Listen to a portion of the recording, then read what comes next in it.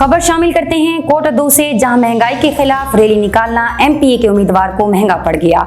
MPa के उम्मीदवार और सदर बार कौंसल अरशद सिद्दीकी के खिलाफ थाना सिटी में मुकदमा दर्ज कर दिया गया। अपडेट करते हैं आपको कोटा 2 से, जहां महंगाई के खिलाफ रैली निकालना एमपीए के उम्मीदवार को महंगा पड़ गया।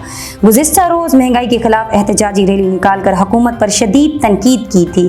थाना सिटी पुलिस ने सदर बार कौंसल और एमपीए के उम्मीदवार अरशद सिद्दीकी समेत नामालूम अफराद के खिलाफ रोड ब्लॉक और साउंड एक्ट खिलाफ वर्जी करने पर मुकदमा दर्ज किया गया है। इस मामले पर बात करने के लिए हमारे साथ लाइन पर मौजूद हैं अरशद सिद्दीकी साहब। जी सर, बताइएगा क्या मामला है।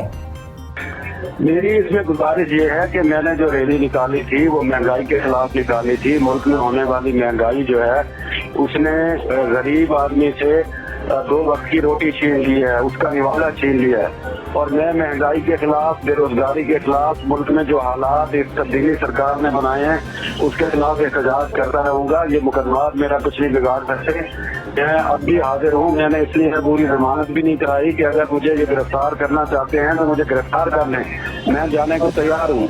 एमपीए साहब अगर इस बात से घबराते हैं कि मैं चौकों में खड़े होकर उनसे 3 साल का हिसाब क्यों मांगता हूँ, तो मैं मांगूंगा और तब्दीली सरकार के खिलाफ बात करता रहूंगा, गरीबों की हकूक की जंग लड़ता रहूंगा।